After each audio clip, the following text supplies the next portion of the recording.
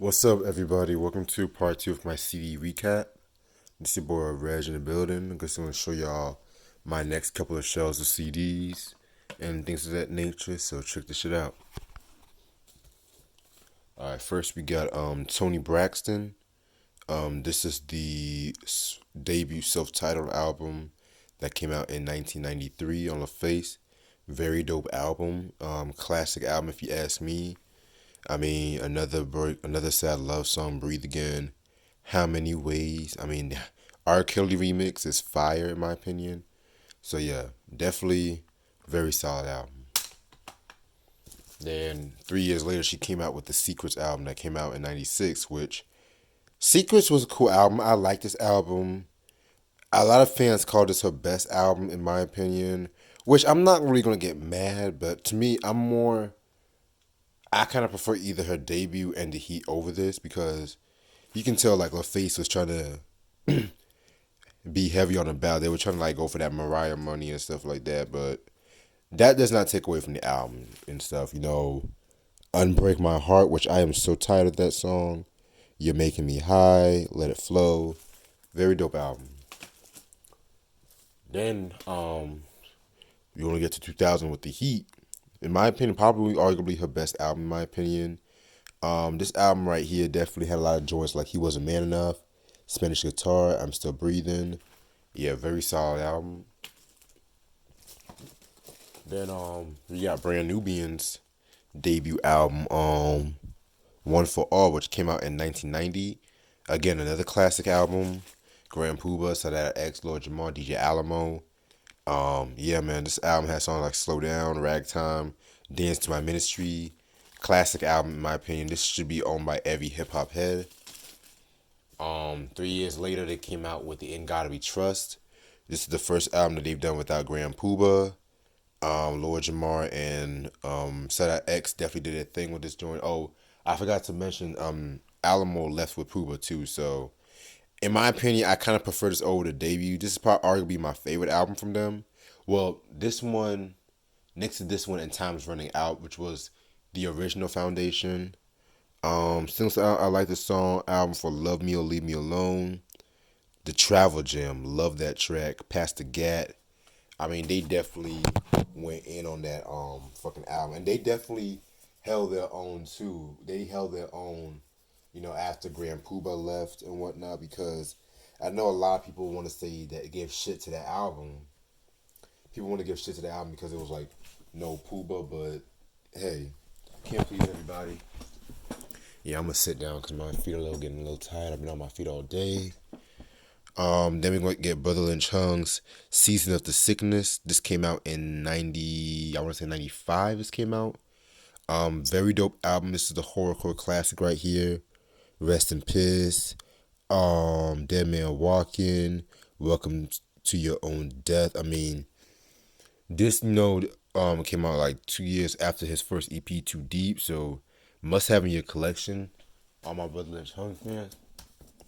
And then we going to get to 1997's Loaded, which in my opinion, this is probably my favorite album from Brother Lynch Hung. I know a lot of people prefer Season of the Sickness, which I love, but this album, I felt like the production was better. It was more darker. I mean, yeah, man. This album is known for songs like Did It and Did It, One More Pound, Sick Made House, very dope beat to that. Yeah, this was a very, very dope album. Very underrated. I don't hear a lot of people talk about that one. David Bowie with the Hunky Dory album. This came out in 1971. Must have in your collection. Very good album. This is really the album that really broke Bowie out there, in my opinion. This album was known for songs like Changes, Queen Bitch, song for Bob Dylan. I mean, yeah, this was a very unique album. Highly enjoyable. 1 year later, he came out with the Ziggy Stardust. David Bowie and the Ziggy Stardust and the Spiders from Mars album. Very dope album. This was like a very important album when it came to like glam rock. Ziggy Stardust definitely broke a lot of ground around this time. This title track, Starman, Rock and Roll Suicide. I love that song. Very dope guitar riff on that one. Yeah, this album right here, definitely a very dope album. Rest in peace, David Bowie, man. Then 1 year later, he came out with the Aladdin Sane album, which, believe it or not, I kind of prefer this over the Ziggy Stardust album. I felt like it was like a lean more towards like harder rock. I mean, he had songs like I love the title track. That was dope. His cover of Let's Spend a Night Together by the Rolling Stones. Driving Saturday. Yeah, this album right here was a very dope album in my opinion. Track then we got 1976's Station to Station, which in my opinion is his best album in my opinion. I mean, this album came out around the time when he was going through like a lot of drugs. He was going through his cocaine addiction, and pretty much, he was experimenting with like soul music, but he was so bugged out with coke around the time. Like, he was just like experimenting with a lot. I mean, you got the title track, which is one of my all-time favorite Bowie tracks, Golden Years, which he originally wrote that for Elvis Presley too. Stay, definitely love this album. Definitely a very, very dope album. My favorite album from Bowie. This was the beginning of the Thin White Duke era, which in my opinion is his best alter ego. Then we got 1977's Low. This was a huge transition album for Bowie. He had overcame his cocaine issue and he relocated to Berlin. He started working with like Brian Eno and whatnot. So like the first half is just like him with the songs, and then like the last four tracks is like all instrumentals and stuff. So Speak of Life, this album had like Be My Wife, What in the World. I love that track right there. Yeah, this was a very important album for rock music. I mean, over the years, it got more popularity over the years because around this when it was originally released, a lot of critics and certain fans didn't really know what to think of it. But so then the next year, well, I think the same year he came out with the Heroes album, which Heroes is definitely. I know a lot of people will say it's like one of his strongest albums. It has like one of his famous songs, Heroes. Um, I also love the tracks like V2 Schneider. Then you got Joe the Lion. Yeah, man, this album right here very dope. I love the album cover too. So then we're gonna get Bobby Brown with the excuse me, with the Bobby album. This came out in '92. Very dope album in my opinion. Yeah, man, probably my favorite album from Bobby Brown, but that could change because I gotta re-listen to this album.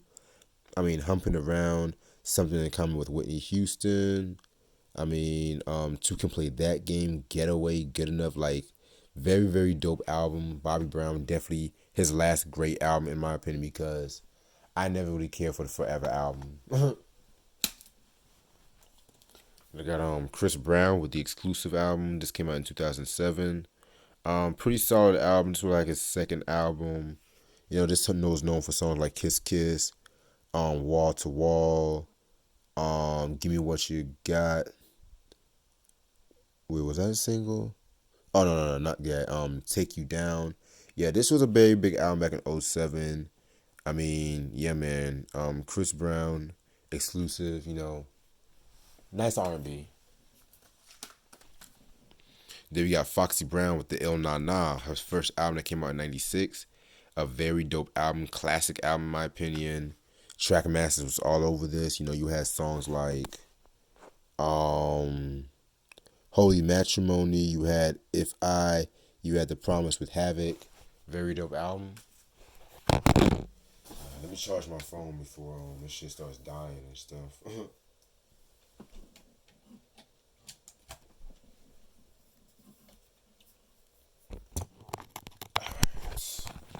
We got 2002's with Broken Silence. Yeah, this was her comeback album after what's the album? That's the China Doll album, which yeah, man, that album was not that good in my opinion, but yeah, man, I've heard worse. So yeah, this album kind of brought her back to her roots. Very dope album. Just known for songs like Candy, Oh Yeah, BK Anthem. I love that track. Yeah, man. This is actually her last album that she did physically because she was supposed to have came out with like the Brooklyn Don Diva. She was supposed to came out with the Ill Na Na too, but she had a lot of personal and label issues and stuff. So yeah, man, that's Broken Silence, Foxy Brown. Then we got Cameron presents The Diplomats with Diplomatic Immunity. This released in 2003. Pretty much this was like the Dipset's first album that they did all together. Classic album in my opinion. It's a shame when we talk about like double disc albums in hip hop and you never hear this album gets mentioned. And I'm not even the biggest Dipset fan. Really, I'm not really the biggest Dipset fan and shit like that. So if I had to say that, then that's saying something. Real Niggas, that's my song. They did a cover of Bout It, Bout It, with Master P. Cause it's kind of crazy too, because like there's like been like a lot of talk lately about how New York don't give a lot of Southern hip hop love and shit, but back in '03, Dipset covered pretty much a Southern hip hop classic. What else? And I hate the way they did the track list, so we gotta read it in a fucking circle and shit. That's one thing I hate about this album.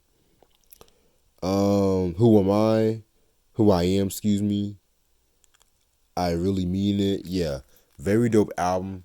I didn't really care for the Diplomatic 2, the second album that they came out with in '04. I didn't really care for that, to be real with you. So, yeah. Yeah, Tevin Campbell, I'm Ready. This came out in '93. Very, very, very dope album. This album is a classic album in my opinion.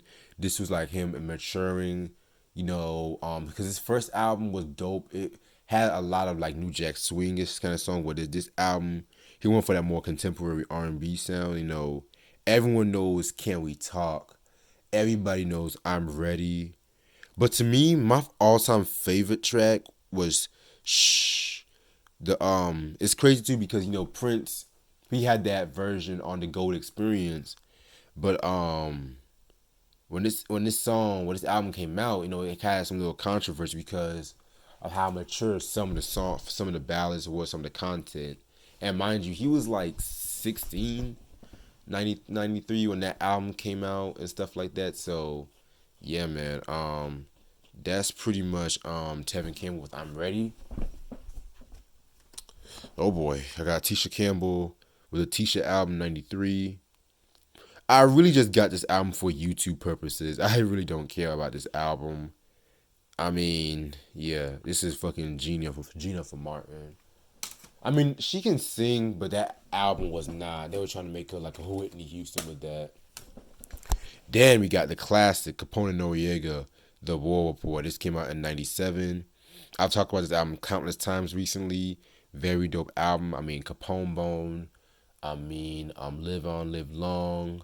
Top of New York, TONY. I mean, this album is a Queensbridge class. It's not this is Queensbridge class. It's a hip hop classic in my opinion.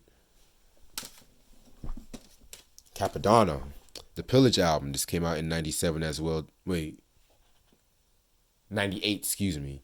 This came out in '98. Very dope album. Very grimy. This is a Wu-Tang classic in my opinion. I mean, everything is everything. It's like my favorite track off this album. Milk the Cow, O'Donna. Like that album definitely has that basement feel to it. Like this is his only good album in my opinion. Because I didn't care for the Yin and Yang most incredibly. I never really cared for that album. Got Mariah Carey. This is the fucking Butterfly album that came out in '97. A lot of '97s here. Okay. Yeah, this one album definitely a game changer for Mariah. This is around the time when she definitely experimented with like hip hop, especially like the remix culture. You know what I'm saying? So yeah, man. 4th of July breakdown with Bone Thugs, dope track. She also did the cover of The Beautiful Ones with Drew Hill. I mean, Honey. I mean, yeah, this album was definitely a very dope album. Probably like among my top 5 favorite albums from Mariah because my favorite has always been Daydream, which I need to get my hands on. To be real with you, I need to get my hands on that. Then we got Childish Gambino with Awaken My Love. This came out in 2016, I want to say. Yeah, this album right here was another game changer like in the past couple of years. Cause y'all should know who Childish Gambino, Donald Glover is. You know, he's part of Community. You know, he came out with Because the Internet, which that was a pretty good album. I did like that one. This album was a huge departure because he wasn't rapping. He was mostly like singing and doing like a lot of more funk and whatnot, which a lot of people, this was like a big album back in 2016, and even carried to like 2017 too. And especially when the movie like Get Out, when the Redbone track was definitely on that album and stuff like that. Again, I hate when these album covers, they have the fucking hand covering half the songs, but Zombies, I love that track. Boogeyman, like this album definitely was another good album. Like 2016 was a very good year in music in my opinion. Like a lot of dope shit came out in 2016. We got Keisha Cole with the Just Like You album back in '07. Yeah, I know. Yeah, this is when I had this like when I was young and shit like that. Not a bad album. I mean, definitely had songs like Let It Go. That was like a big song back in '07 with Missy and Lil Kim. Then they had like a remix with T.I. and Young Dro with Missy including. They had that track Last Night here, which that was on Diddy's Press Play out. I that song I never really cared for that song. I like the song Didn't I Tell You Were Too Short. I mean, yeah, this was an alright album and stuff. I'm not the biggest Keisha Cole fan, but I know good music when I see good music. John Coltrane. This is the Blue Train album that came out in I want to say 1960. Very dope album. Coltrane definitely, y'all should know who he is. Legendary saxophonist. Blue Train definitely was a dope album. I mean, these jazz albums, they only have like 4 or 5 tracks on the album, but the songs be like fucking 20 minutes and shit like that. So, oh shit. Yeah, dope album. I'm just gonna carry out this. You got Compton's Most Wanted with Music to Drive By. This came out in 1992. Very dope album. This is a classic album. My favorite album from Compton's Most Wanted. I mean, this album was known for songs like Hood Took Me Under. Y'all should know Death Wish 2, where he was going after Quick and Tim Dog on that track. N Too Deep with Scarface.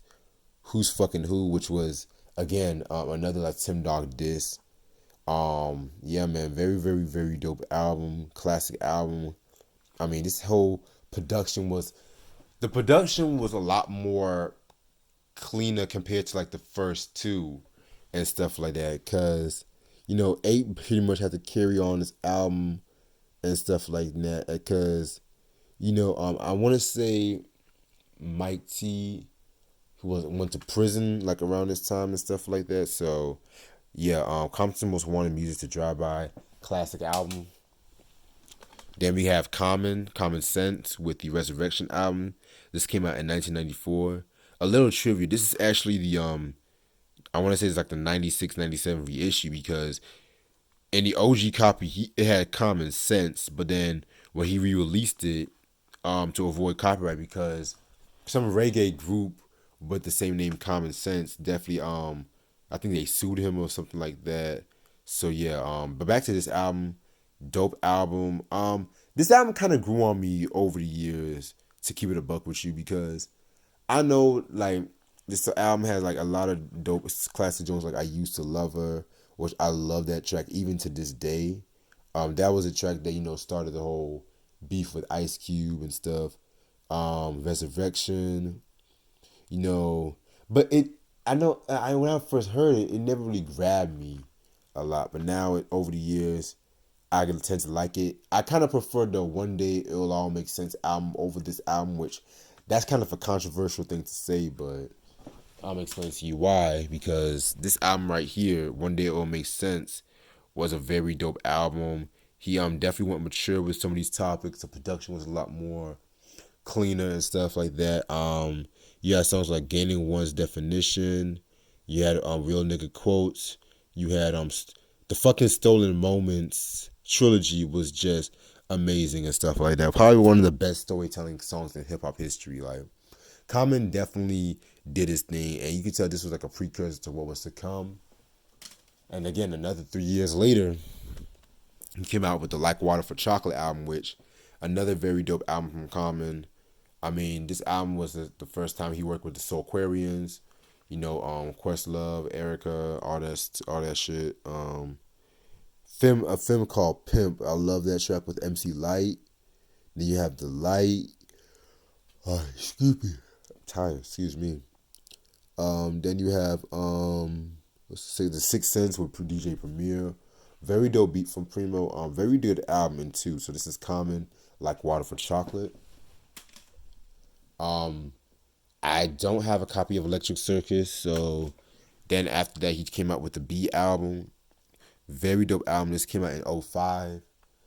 Yeah, this album was very, very, very big around this time. This is around the time when he was like he was, recovering from the commercial disappointment of Electric Circus, and then with Erica Badu, he was dating her and stuff. Because there's a legend that this album B stood for before Erica, but that's never really out. The comments said, nah, that was not it. So yeah, this album right here was a very good album, very soulful. I mean, Testify, that's a classic song, classic video. Go, Real People, Shot City. Like, he definitely went back to his roots with this one, but it was like more refined and shit. So Common, B. Then we have Common, The Dreamer and The Believer. This came out in 2011. This album was pretty straight for the most part. Not one of his best, but pretty solid. This album came out around the time, he was going with a beef with Drake around this time. And, he had some shots to share about Drake on his track, Sweet. So, yeah, Common and Drake actually went on a beef. So, yeah. This album was okay. I mean, it had songs like Love and I Lost, which I love that track. Clothes, Celebrate. Yeah, this was a very, very, very good album. Definitely solidified his legacy with this one. And then we got Coolio with the Gangsta's Paradise album that came out in 95. Very good album. Just Coolio's best album in my opinion. Definitely entertaining. Not your typical gangster rap album. With this album right here, he definitely was adding a few comedic touches with this album and stuff. So yeah, Coolio, Gangsta's Paradise. I love the title track. Love the title track to this song.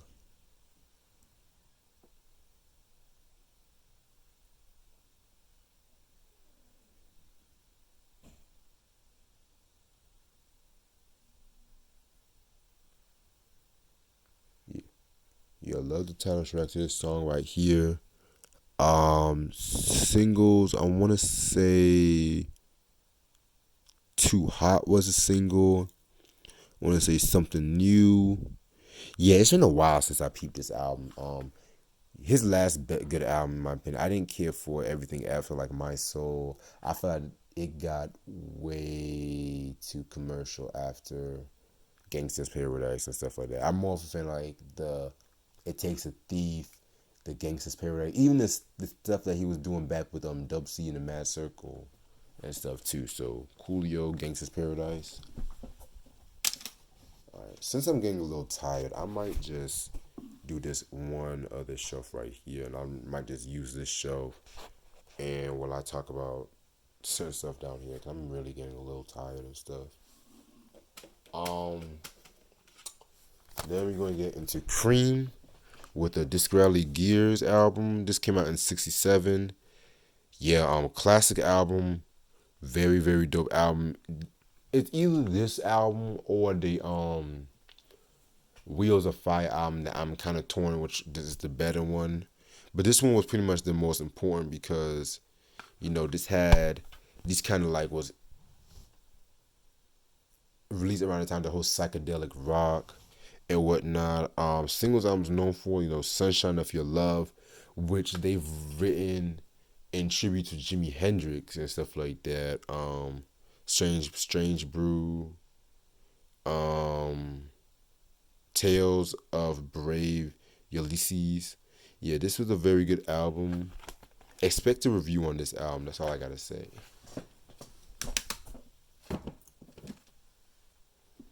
Yeah, man, I'm almost done. Almost done. Cypress Hill with the Temples of Boom album.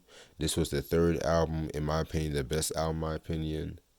Yo, this album definitely was one of the most illest hip hop albums of all time. I mean, they were very dark and grimy. Like they were going through some stuff with this album. Like Cube, Ice Cube definitely had a little falling out with them around this time because of the fact that he pretty much like took oh god, I'm almost there. One of the hooks and stuff like that. Yeah, man. But other than that, this whole album was dope. Like Spark Another Hour was a classic. Illusions, No Rest for the Wicked, which is the Ice Cube diss track. Boom Biddy Bye Bye. I mean, yeah, man. Classic album. My favorite album from Cypress Hill. I know a lot of people are like Black Sunday fans, but that album I was more gravitated towards. Then we're gonna get to Czarface with Inspector Deck. Yeah, this is the only Inspector Deck album I actually own. This came out in 2013. Very solid album. This album was known for songs like Air 'Em Out, Savagely Attack. Yeah, cause DJ 7L of 7L and Esoteric produced this album because Deck definitely did like a lot of stuff for them over the years. So yeah, man. Starface, 2013.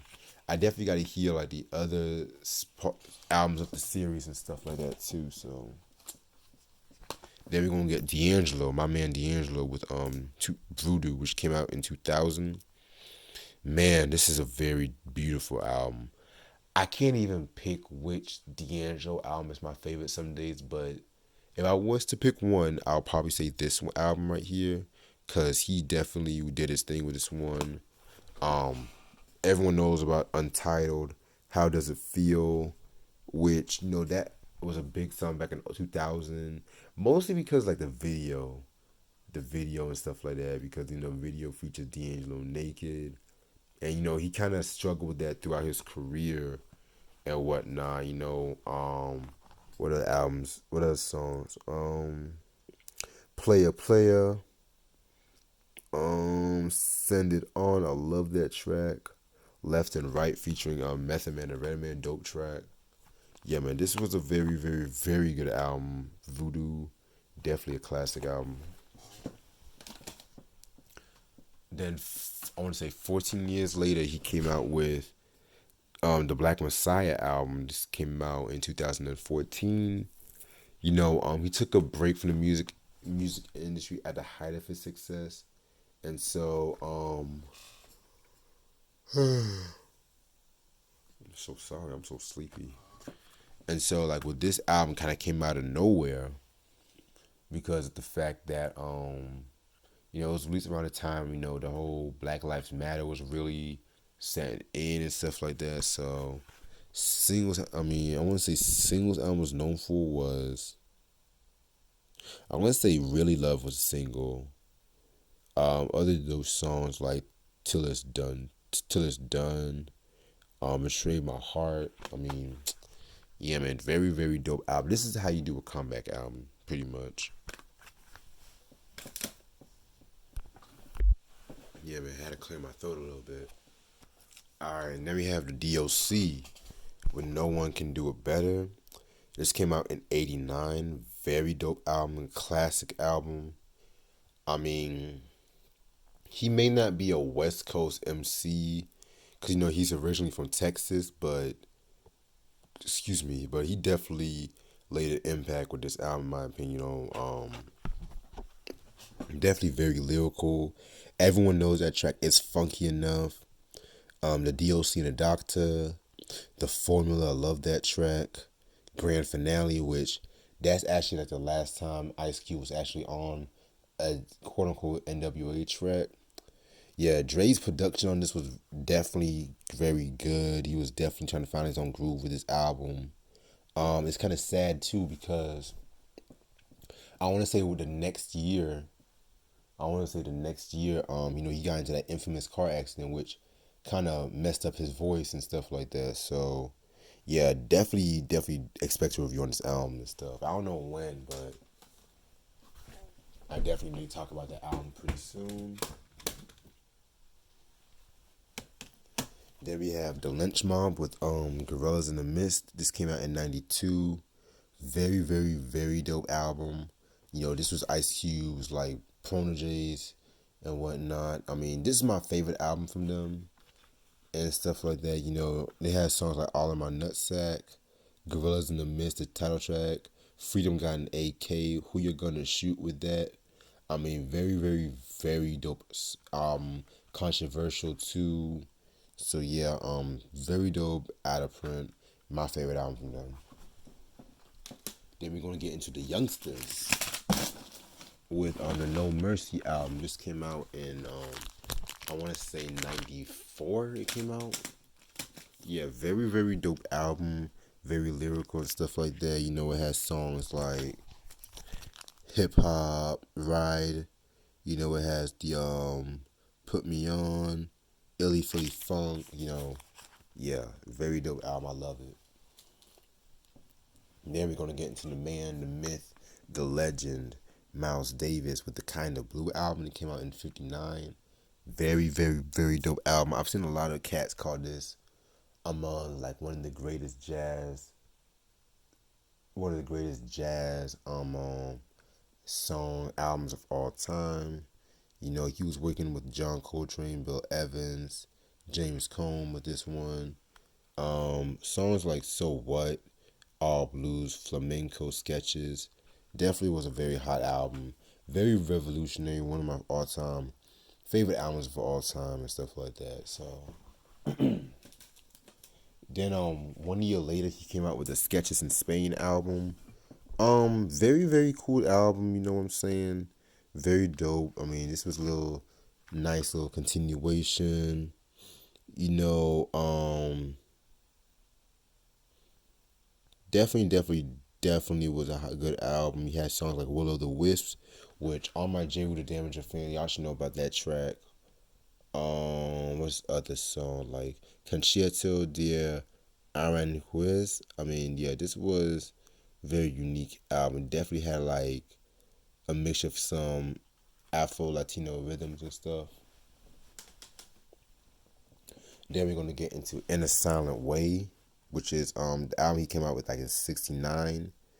It's probably my favorite album from Miles Davis in my opinion.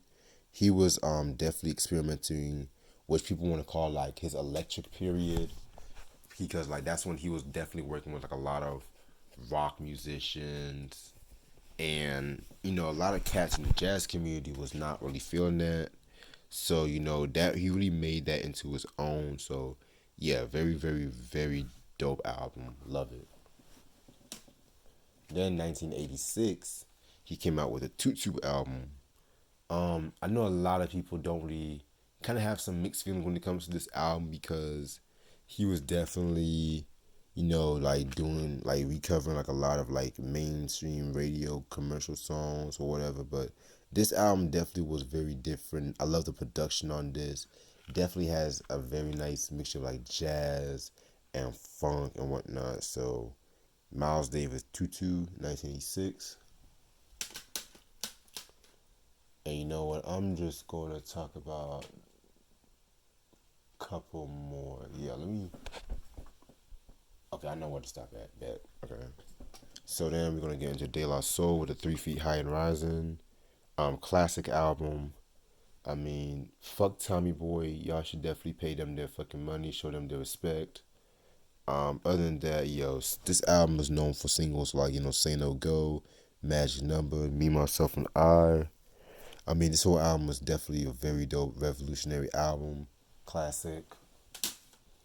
Then we're going to get into De La Soul is Dead, which is another very dope album. This album came out because they were tired of being labeled as hip hop hippies, and they wanted to show that they can really spit. They can really fuck with people's heads and stuff like that. Singles I was known for was Pass the Plugs. No, that wasn't single. Ring Ring Ring, Hey Hey Hey. Millie put a pistol on Santa, a roller skating gym called Saturday, named Saturday, excuse me. So, yeah, this was a very good album. I love it. I kind of prefer that over 3 Feet High and Rising too. So that's something that y'all should know.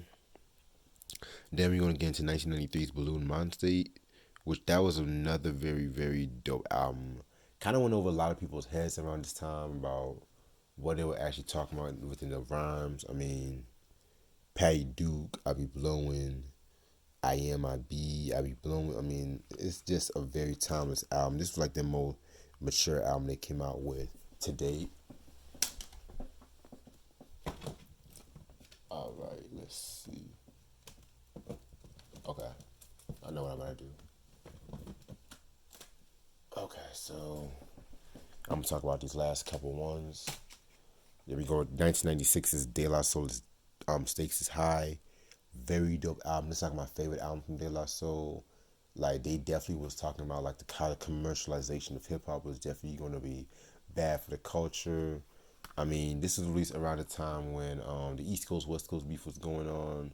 You know, definitely released around the time when a certain like hip hop legends kind of got put to the sidelines and stuff. You have songs like Doggy Dog, Once Again Long Island, The Business. I mean, four more. Very, very, very dope album. Love this album. This is a classic album. Oh shit. Yeah, man. Next album we got is Dead Prez with the Let's Get Free album. This was released in 2000. This was a very good album. Another dope classic joint. I mean, you got songs like Hip Hop. I'm an African. I love that track. It's bigger than hip hop. I mean, this is what hip hop needed at that time. We got Dell the Funky Homo Sapien with I Wish My Brother George Was Here. Classic album. This album was another different game changer for West Coast because you don't really see like a lot of West Coast art adapting to that whole alternative hip hop kind of ordeal and shit. So this was a very cool album. Production was fire. You had songs like Pissing on Your Steps, Sleeping on My Couch, What Is a Booty. Yeah, this was a very, very, very good album. Then we're gonna get into Diamond D with Stunts, Blunts, and Hip Hop. This came out in 1992. An all-out classic album. This album was known for, really like pushing the DITC. I mean, Sally Got a One-Track Mind was a single. I love this song. What's that song? A Day in the Life. Step to Me, I'm Out of Here. Yeah, this was a very classic album. Very clean production on this. All right, almost done. I got about 1, 2, 3, 4, 5, about 6 of my albums. I can do this. All right. Then we're gonna get into Diggable Planets with a Blowout Comb. This came out in '94. This was actually the last album that they came out with. Very, very, very dope album. Very classic. Very jazzy. I mean, you have songs like The Art of Easing, Burrow Check, Black Ego. I mean, this whole album is top to bottom phenomenal. The first time they really was like really respected as artists, but then all of a sudden, they ended up breaking up within a year later and shit too. So yeah, Diggable Planets with Blowout Comb, 1994.